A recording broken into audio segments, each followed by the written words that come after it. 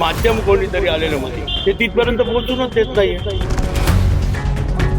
तेव्हाही माझ्या मुलाचं तिकीट कापलं आणि त्या रागात मी माझं तिकीट फाडून फेकून दिलं. आताही तीच अवस्था होती. अशा पद्धतीने जर एवढ्या सिनियर कार्यकर्त्याला जर अशी वागणूक मिळत असेल तर म्हणून मी आज निर्णय घेऊन टाकला. गेल्या 43 वर्षापासून शिवसेनेत काम करीत असताना म्हणजे वयाच्या म्हणजे 9वीत असताना मी तेव्हापासून काम करतोय आणि आता माझा मुलगा वयात आला. मला मागच्या पंचवार्षिकलाही तिकिटासाठी भांडावं लागलं. तेव्हाही तिकीट कापलं. तेव्हाही माझ्या मुलाचं तिकीट कापलं आणि त्या रागात मी माझं तिकीट फाडून फेकून दिलं. आताही तीच अवस्था होती. आताही तशीच अवस्था होती. मी चार 5 दिवसापूर्वी राऊत साहेबांशी बोललो. राऊत साहेबांना सांगितलं, साहेब असा असा माझा मुलगा इच्छुक आहे. बरं बघतो म्हणे, मी करतो. त्यांचा रिप्लाय काही आला नाही. म्हणून जर अशा पद्धतीने जर एवढ्या सिनियर कार्यकर्त्याला जर अशी वागणूक मिळत असेल तर म्हणून मी आज निर्णय घेऊन टाकला की बाबा आज भारतीय जनता पार्टीत जायचं आणि प्रवेश करायचा. मधले काही लोक जे आहेत तेच सगळा पक्ष चालवत आहेत. नाही, तसंच आहे ना, तसंच आहे. शिवसेना प्रमुख आहे ना, म्हणजे लहान कार्यकर्ता असेल का मोठा कार्यकर्ता असेल त्याला बोलून त्याची विचारपूस करायची. पण आता काय झालेलं आहे, माध्यम कोणीतरी आलेलं मध्ये ते तिथपर्यंत पोहोचूनच देत नाहीये. म्हणजे आपल्या व्यथा तिथपर्यंत जर जात नसेल तर काय उपयोग आहे हो? स्थानिक पातळीवरच्या नेत्यांवर आपला रोष आहे. नाही, स्थानिक पातळीवर काय कोण नेते राहिले हो? नेते राहिले का? शेवटचा नेता मी होतो, जुना मी त्याच पक्षात होतो. आता राहिलं कोण तिथे? वसंत गीते हा, वसंत गीते कुठे? वसंत गीते तिथे होते ना तुमच्या बरोबर. हा, होते ना. वचन गीते आहे, ते आहे. पक्ष चांगलं सांभाळतील, करो, त्यांना शुभेच्छा. हो, पण तुम्ही एकीकडे म्हणतात मीच नेता आहे, माझ्यासारखा तर कोणी तिथे नेता राहिलेला नाही.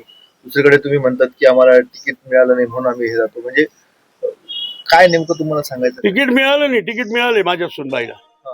म्हणजे तिकीट माझ्या सुनबाईला कामाला लावून दिलेलं आहे. माझं तिकीट कोणी नाकारलेलं नाही. फक्त मुलाऐवजी सुनाला झालं. हा. असं म्हणून त्याच्यामुळे.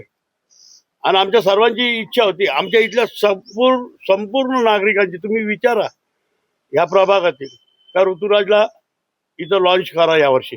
पण मग आता भाजप ऋतुराजला देणार का वहिनींना देणार? नाही, सुनबाईसाठीच मागितलं आम्ही. तिथेही आमच्या सुनबाईसाठीच मागितलं. आम्हाला काही कुठे डिस्प्यूट करायचं नाहीये. जो आहे वो ठीक आहे. निवडणुकीचं कारण आहे का भाजपमध्ये जाण्याचं किंवा अन्य काही कारण आहे? नाही, आपण बघितलं ना मागच्याही निवडणुकीत काय झालं. याही निवडणुकीत त्याला डावललं. मग आम्ही सुनबाईचा प्रचार पण चालू केला. जवळजवळ 8-10 दिवस झाले. सुनबाई संपूर्ण प्रभाग फिरली आणि सगळं प्रभाग फिरत असताना कुठेतरी वाईट वाटत होतं या गोष्टी. आपण एवढं काम करतोय नाशिक इतकं, तर मी सांगतो म्हणजे पक्ष वाढीसाठी तर माझ्या इतकं काम कोणी केलं नसेल. म्हणजे आमचे सण उत्सव वगैरे ह्या सगळ्या गोष्टी जर असेल तर लोकही नाव घेतात का विनायक पांडे इतका मोठा कार्यक्रम कोणी करत नाही. आणि ह्या सगळ्या गोष्टी करत आणि वर्षभर आम्ही कार्यक्रम करतो. म्हणजे आमचं दैवत हिंदू हृदय सम्राट बाळासाहेब ठाकरे यांची जयंती सुद्धा आहे ना, मुंबईत साजरी होत नसेल ना, तशी मी माझ्या इथं साजरी करतो. मुंबईतले काही आमदार वगैरे म्हणजे मागच्या वर्षी आले ना, ते म्हणे मुंबईत सुद्धा असं होत नाही. म्हणजे एवढं सगळं करून पण जर अशा पद्धतीने जर चुकीचं होत असेल तर योग्य नाही आहे ते. माझी ठाकरेंवर नाराजी नाही आणि मी त्यांच्यावर नाराजी सुद्धा व्यक्त करणार नाही. काय पण ज्या पद्धतीने आपण बघितलं मागच्याही निवडणुकीत जे लोकल पदाधिकारी होते त्यांनीच अन्याय केला. कशा पद्धतीने केलं, नंतर त्याचं रूपांतर कशात झालं हे तुम्ही बघितलेलं आहे. हाणामारीच झालं. आता त्या गोष्टी आपण नाही करू शकत. काय म्हणून परत जर ती पुनरावृत्ती घडत असेल तर त्यापेक्षा आपण कुठेतरी निघून गेलेलं बरं. म्हणून आपण हा निर्णय घेऊन टाकलेला आहे. आपल्याला ठाकरे गटाकडून तिकीट नाकारण्यात आलं असं आपला आरोप आहे. नाही नाही, नाकारलं नाही. हा. तर मग माझ्या सुनबाईला तिकीट हे केलं होतं, तर त्याप्रमाणे माझी सुनबाई कामाला लागली होती. संपूर्ण तिचा प्रभाग फिरून झाला होता आणि तिकीट नाकारण्याचा काही विषय नाही. फक्त मुलाऐवजी सुनेला हे केलं होतं. सगळ्याची आठवण झाली नाही. नाही, खरोखर दुःख होत आहे ना.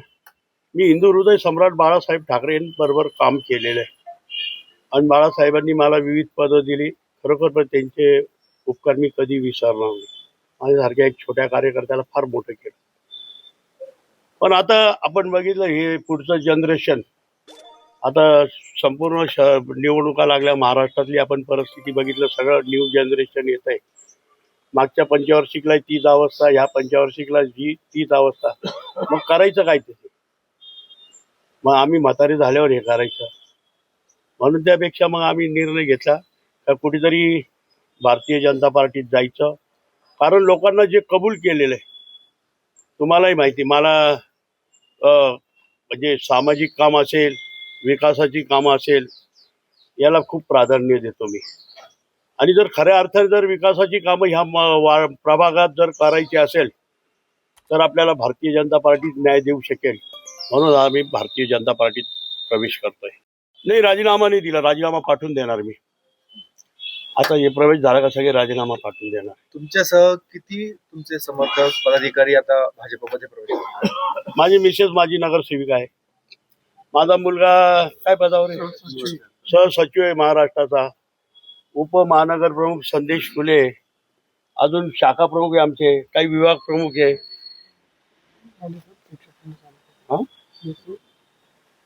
हा, माझी शिक्षण उपसभापती आहे. आम्ही असे अनेक कार्यकर्ते, असं पदाधिकारी सगळे प्रवेश करतोय आज. नाही, होते ना, इच्छुक होत्या अनेक, 3 जण इच्छुक होते. स्पर्धा होती, पण चालायचं. निवडणुका म्हटल्या का या स्पर्धा होतात असत्या. म्हणून या सगळ्या गोष्टी भाजपमध्ये शब्द मिळाला आहे तिकिटाचा. हो, देतील. म्हणून आता चाललोय आम्ही सगळे, म्हणजे आमचं पॅनलच प्रवेश करतोय. शाहू महाराज आहे, मी आहे, यतीन वाघ आहे, संजय चव्हाण, चौघे आम्ही प्रवेश करतो.